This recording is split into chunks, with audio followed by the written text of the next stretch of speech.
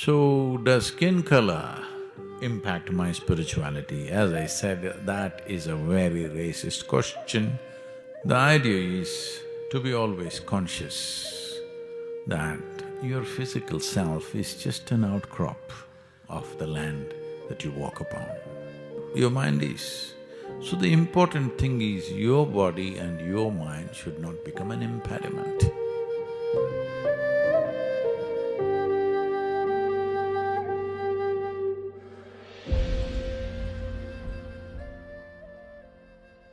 This question is from Isabel. Sadhguru, I heard you speaking about the impact of wearing clothes with different colors. Also, the monks in Isha and India wear orange as it helps in their spiritual journey. I want to ask a question if wearing certain colors can impact our spiritual growth. What is the impact of the color of the skin on our spiritual journey? This is a racist question.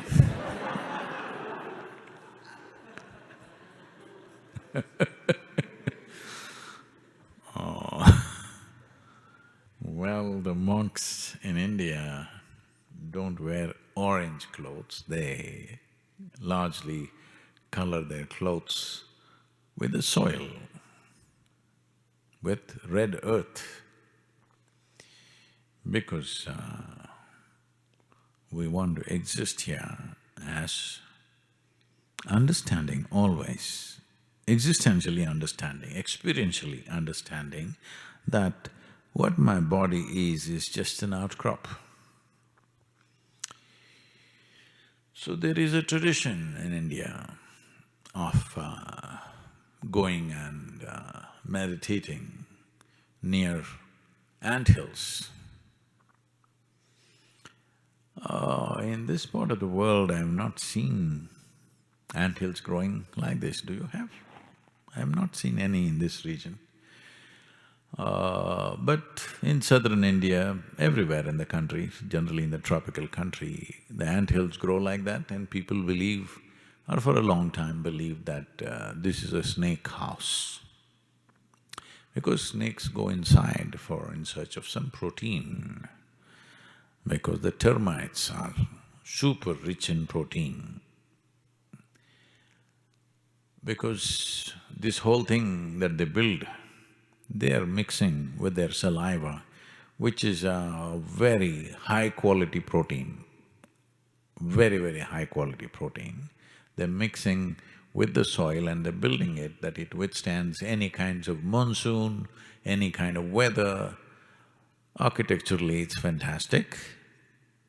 And in a way, our buildings are also in the Isha Yoga Center in India designed like a termite hill.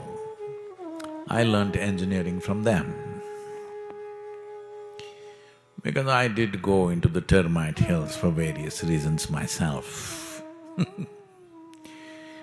But it is said, some of the tunnels going up to 700 kilometers,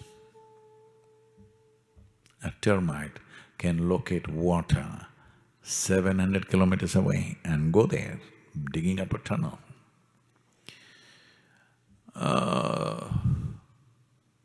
A lot of people who don't have any water divining capabilities have this tendency to believe where there is a termite hill, there will be water, and they dig wells near a termite hill, but it could be 700 kilometers away. It's happened to quite a few people that they did not find any water. Sometimes it is true. So, the idea is to be always conscious that your physical self is just an outcrop of the land that you walk upon. That's not of great significance. Keeping it well is important. Keeping it well is important not to flaunt to other people, but keeping it well is important so that it doesn't come in your way. It doesn't come in your way means, if your body becomes troublesome because of, let's say, some health issue, then 100% of your attention will be only on that body. Taking care of the body will be 100% of your time and life. So keeping the body in such a way, if you sit here, you're not even aware that it's here. Otherwise, the various compulsive cycles in the body will keep you busy all the time. You should have seen the initial arguments when I came to this country and I said, the sessions are 3 hours long. They said, no way, our bladder capacity is only 1.5 hours. We need a break, otherwise we can't do it. Well, after the second day, nobody asked for a break, that's a different matter. But first day when they come, they say, no, this looks tyrannical, 3 hours, no toilet. Why did they build so many if we cannot go and use it?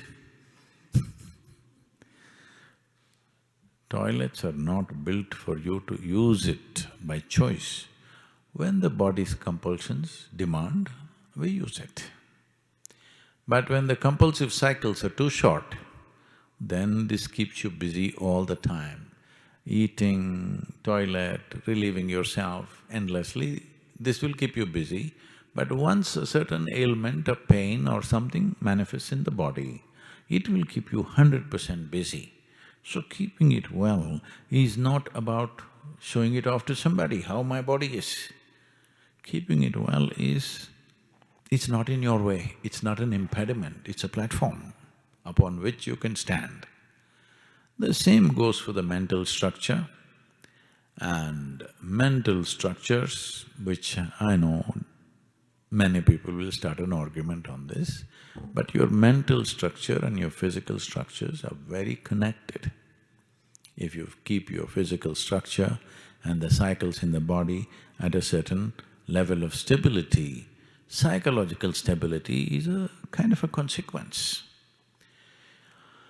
Well, people will argue because they think mind is a separate world by itself. Yes, their mind is because it's a separate mind, it's a separate world, it's not here.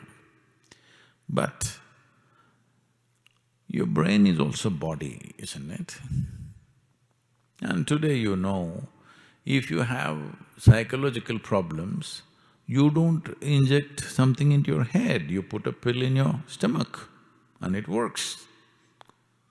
So obviously, physiological stability, the chemical stability in the body is vital for how your mind is.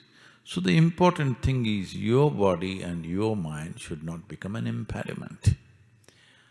Especially for one who is focused on something beyond that, he doesn't want his body to come in the way.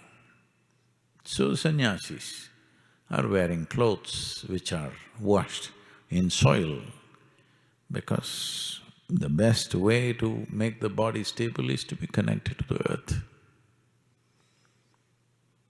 Today, various quasi-sciences are coming up and they say people are sleeping with a copper wire attached to their big toe and earth it in the ground and all kinds of things. All you have to do is, maybe in this country, in this kind of weather, you cannot really walk barefoot all over the place, but at least indoors, you walk barefoot. At least indoors, that's not really earth. So much is in between you and earth, but at least there, because still there is a benefit. So this is like earth covering yourself, because your clothing has the quality of the earth and it connects you in so many ways, keeps your body aside and you're always conscious that your body is a part of this earth. So even when death comes, you don't have a great amount of struggle because anyway it was a part of this always. But in your head you can imagine things just to stop that imagination. So, does skin color impact my spirituality? As I said, that is a very racist question. But now anyway you ask, so why should I miss the opportunity?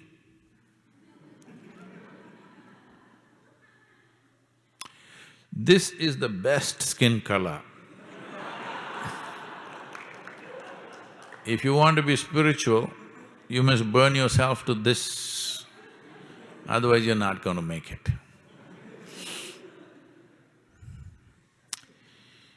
So based on skin color, will you get there or not? It's like this. I was, the other day, 2 days ago, I was driving out near Fall Creek Fall, and two guys, little soaked up in mud, and they suddenly came out of the forest. They had parked their truck somewhere close by, and they came towards the truck.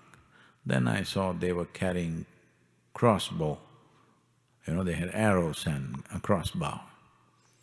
So they're hunters. When I looked at them, the first thing, the way they were soaked in earth, because they've been lying there somewhere, and previous night there has been rains in the area, so they're all kind of a little damp with that. It reminded me of my days in the forest. Well, I never took a crossbow because I had no intention of hunting, but just being in the forest. After a week, these guys were out just for a couple of hours or maybe a few hours. I was out there for weeks. When I came back, soil was everywhere, You had to come and clean your ears, your nostrils and everything because earth will soak into you. But they had crossbows. Let's say, these two guys, next time they went hunting in the month of December, they got lost. The game warden had told them, when you get lost, don't worry. If you get lost in the mountains, don't worry, just fire 3 shots in the air. I will come and find you. So they got lost and they fired 3 shots, nothing happened.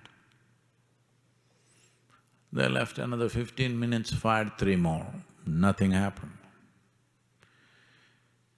Another 15 minutes, they fired 3 more, nothing happened. Then they got desperate. Then one guy said, I have only 3 arrows left.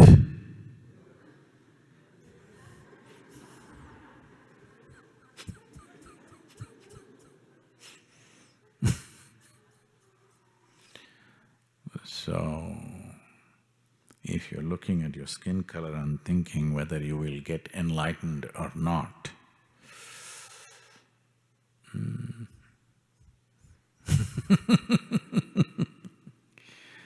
well, you're really not even going skin deep,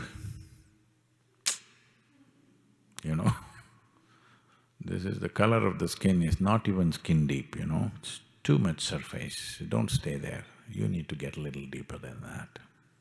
So